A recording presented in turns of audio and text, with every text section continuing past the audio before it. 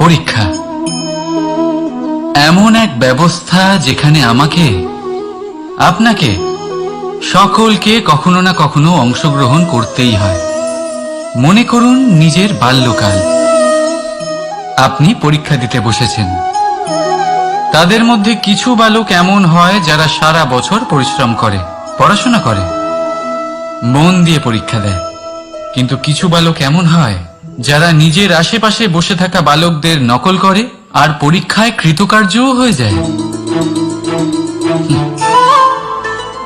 খুব খারাপ লাগে এটা ভেবে যে কেউ বিনা পরিশ্রমে পরীক্ষায় কৃতকার্য কি করে হতে পারে। কিন্তু মনে রাখবেন, যারা নকল করেন তারা পরীক্ষায় কৃতকার্য অবশ্যই হয়ে যান, কিন্তু সফল নয়। কারণ আমরা এক বিশেষ কথা ভুলে যাই যে প্রত্যেক মানুষের ব্যক্তিত্ব আলাদা হয়। আপনি অন্যদের নকল করে নিজের জীবন অতিবাহিত করতেই পারেন,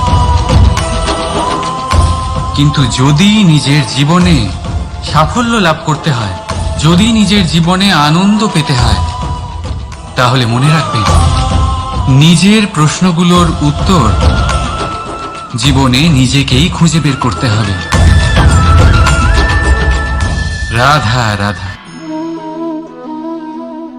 মানুষ যখন সাফল্য অর্জন করে তখন তার মধ্যে জাগে অহংকার।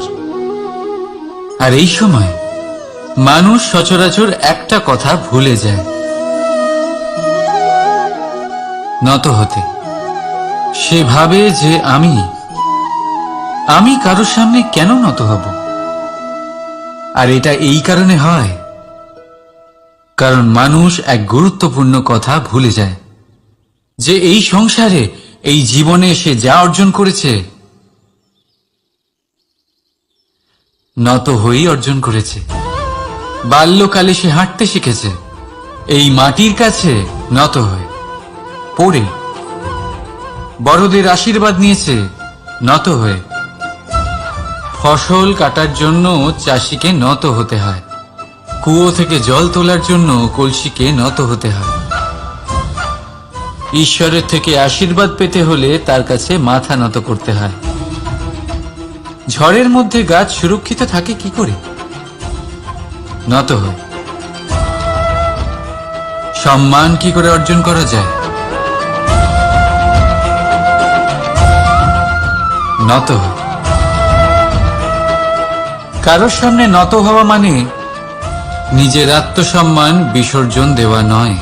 তার অর্থ হল বিনম্র হওয়া। আমরা মানুষ, আর ওই আকাশের উচ্চতায় পৌঁছানোর জন্য আমাদের কোনো পাখির মতো ডানার প্রয়োজন নেই। শুধু যত নত হবেন ততটাই উপরে উঠবেন।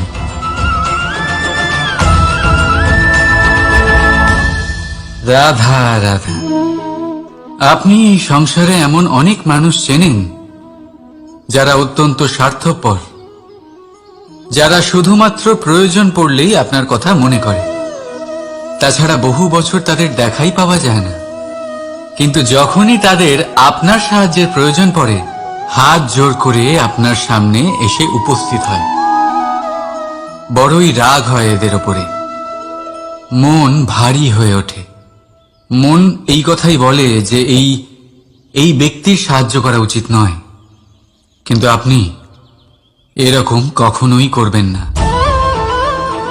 আপনি বলবেন, কেন বলছি আমি এই কথা? মনে রাখবেন,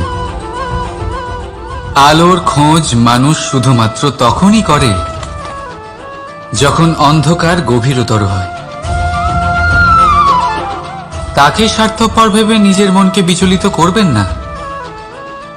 নিজেকে আলো মনে করে আনন্দে থাকুন। ভাগ্যবান মনে করুন নিজেকে, যে কারোর বিপদের সময় তার আপনার কথা মনে পড়েছে, যে আপনি এই সংসারে কাউকে সাহায্য করার যোগ্যতা রাখেন। এই জীবনে কেউ স্বার্থপর বলে নিজের দৃষ্টিভঙ্গি কখনোই পাল্টাবেন না। শুধুই নজর রাখুন নিজের পরমার্থের ওপরে। মন প্রসন্ন হয়ে বলবে, রাধা রাধা। কখনো কোনো পাখিকে দেখেছেন? যখন তারা ডিম পাড়তে প্রস্তুত হয় তখন তারা সবচেয়ে আগে একটা স্থান খোঁজে, একটা স্থান যা বর্ষা, রৌদ্র আর শত্রুর থেকে সুরক্ষিত হয়।